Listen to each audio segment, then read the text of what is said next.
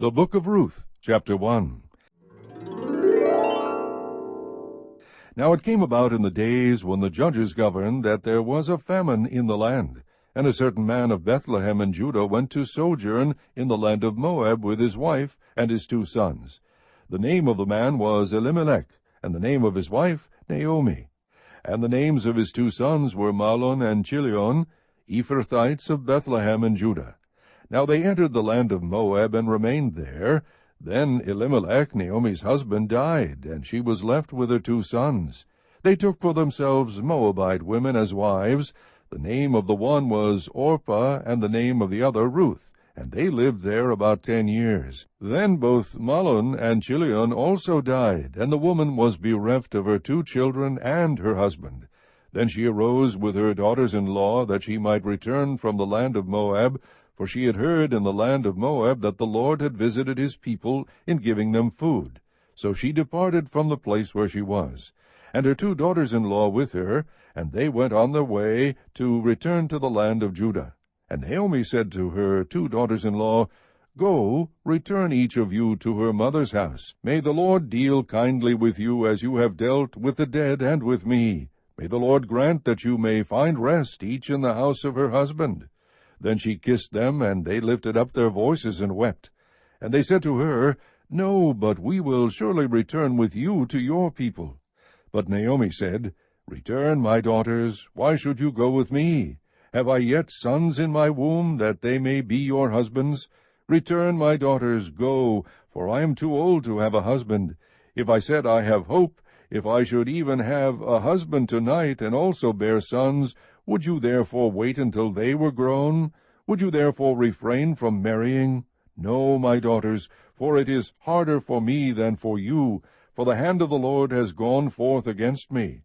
And they lifted up their voices and wept again.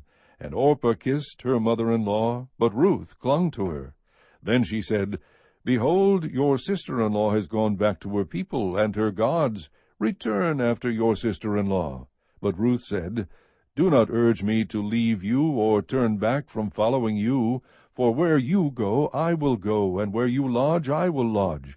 Your people shall be my people, and your God my God. Where you die I will die, and there I will be buried. Thus may the Lord do to me, and worse, if anything but death parts you and me.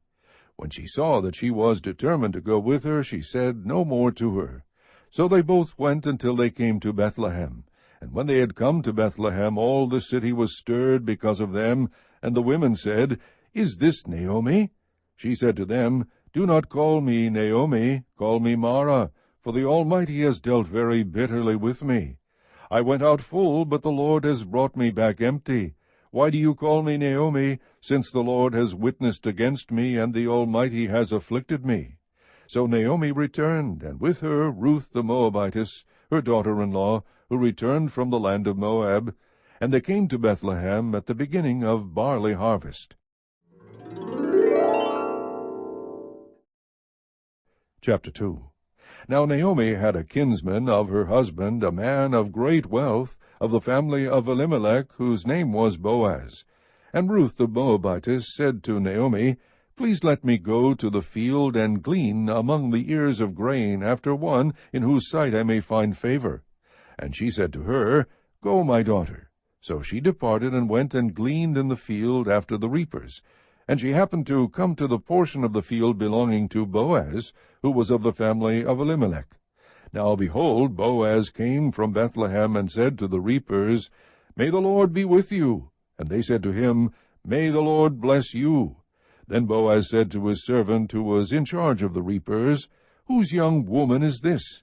The servant in charge of the reapers replied, She is the young Moabite woman who returned with Naomi from the land of Moab. And she said, Please let me glean and gather after the reapers among the sheaves. Thus she came, and has remained from the morning until now. She has been sitting in the house for a little while. Then Boaz said to Ruth, Listen carefully, my daughter. Do not go to glean in another field. Furthermore, do not go on from this one, but stay here with my maids. Let your eyes be on the field which they reap, and go after them. Indeed, I have commanded the servants not to touch you. When you are thirsty, go to the water jars and drink from what the servants draw. Then she fell on her face, bowing to the ground, and said to him, Why have I found favor in your sight, that you should take notice of me, since I am a foreigner? Boaz replied to her, All that you have done for your mother-in-law after the death of your husband has been fully reported to me, and how you left your father and your mother and the land of your birth and came to a people that you did not previously know. May the Lord reward your work, and your wages be full from the Lord, the God of Israel, under whose wings you have come to seek refuge. Then she said, I have found favor in your sight, my lord, for you have comforted me, and indeed have spoken kindly to your maidservant, though I am not like one of your maidservants. At mealtime Boaz said to her, Come here, that you may eat of the bread, and dip your piece of bread in the vinegar. So she sat beside the reapers, and he served her roasted grain, and she ate, and was satisfied, and had some left. When she rose to glean, Boaz commanded his servant, saying, Let her glean even among the sheaves, and do not insult her. Also you shall purposely pull out for her some grain from the bundles, and leave it that she may glean, and do not rebuke her. So she gleaned in the field until evening. Then she beat out what she had gleaned, and it was about an ephah of barley. She took it up and went into the city, and her mother-in-law saw what she had gleaned. She also took it out, and gave Naomi what she had left after she was satisfied. Her mother-in-law then said to her, Where did you glean today, and where did you work? May he who took notice of you be blessed. So she told her mother-in-law with whom she had worked, and said, The name of the man with whom I work today is Boaz. Naomi said to her daughter-in-law, May he be blessed of the Lord, who has not withdrawn his kindness to the living and to the dead. Again Naomi said to her, The man is our relative. He is one of our closest relatives. Then Ruth the Moabitess said, Furthermore, he said to me, You should stay close to my servants until they have finished all my harvest.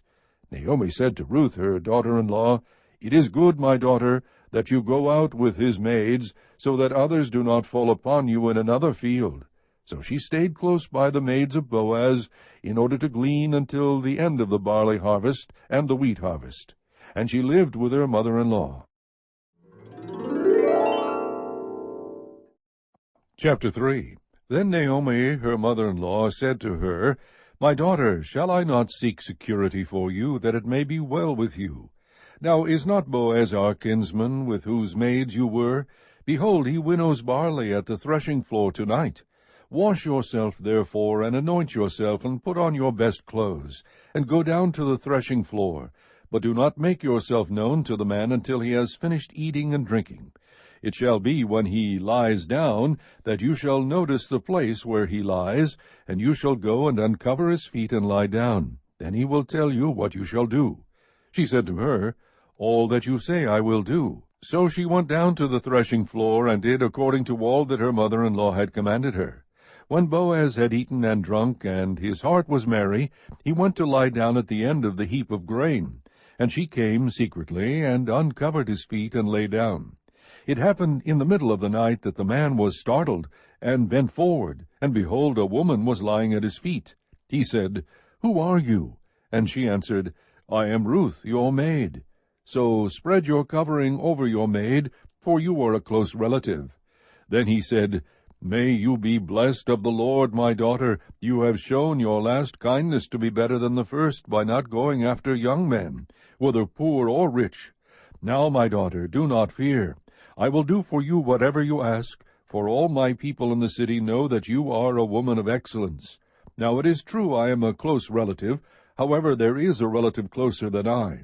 Remain this night, and when morning comes, if he will redeem you, good, let him redeem you. But if he does not wish to redeem you, then I will redeem you, as the Lord lives. Lie down until morning. So she lay at his feet until morning, and rose before one could recognize another. And he said, Let it not be known that the woman came to the threshing-floor. Again he said, Give me the cloak that is on you, and hold it. So she held it, and he measured 6 measures of barley, and laid it on her. Then she went into the city. When she came to her mother-in-law, she said, How did it go, my daughter? And she told her all that the man had done for her. She said, These 6 measures of barley he gave me, for he said, Do not go to your mother-in-law empty-handed. Then she said, Wait, my daughter, until you know how the matter turns out, for the man will not rest until he has settled it today.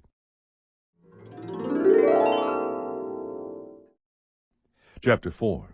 Now Boaz went up to the gate and sat down there, and behold, the close relative of whom Boaz spoke was passing by. So he said, Turn aside, friend, sit down here. And he turned aside and sat down. He took 10 men of the elders of the city and said, Sit down here. So they sat down.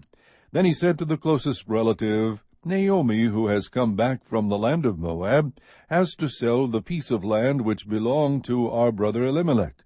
So I thought to inform you, saying, Buy it before those who are sitting here, and before the elders of my people. If you will redeem it, redeem it. But if not, tell me that I may know. For there is no one but you to redeem it, and I am after you.